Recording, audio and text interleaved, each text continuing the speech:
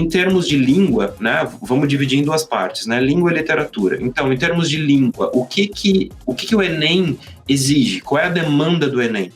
É que o estudante tenha contato com a língua em uso. Inclusive, essa expressão língua em uso é uma expressão que aparece no manual do candidato.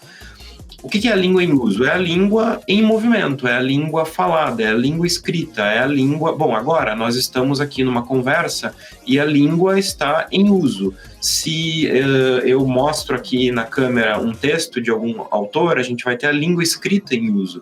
Então o Enem ele vai mais por esse caminho, ele vai exigir do estudante que ele tenha a capacidade de ler um texto e compreender esse texto.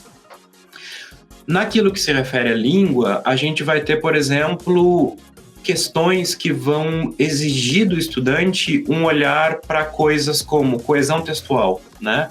Então, progressão temática, recursos linguísticos. Então, o estudante precisa ser capaz de olhar para um texto e perceber, olha, o autor aqui, ele usou uma determinada palavra. Essa determinada palavra vai produzir este sentido.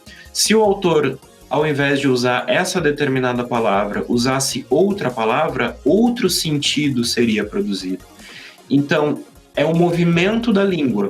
O estudante vai ser cobrado a observar o movimento da língua no texto.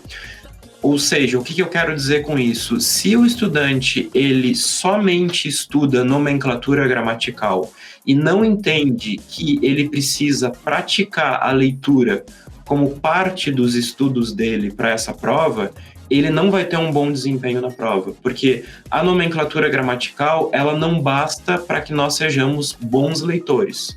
Para que nós sejamos bons leitores, a gente precisa de prática de leitura. Como eu falei, nós precisamos nos tornarmos leitores versáteis, né? Aquele leitor que consegue manejar, né? Ele consegue ler um artigo de opinião e ele consegue ler um poema, ele consegue ler uma charge e ele consegue ler um conto, enfim, consegue olhar para um texto publicitário com algum senso crítico e consegue olhar para uma pintura.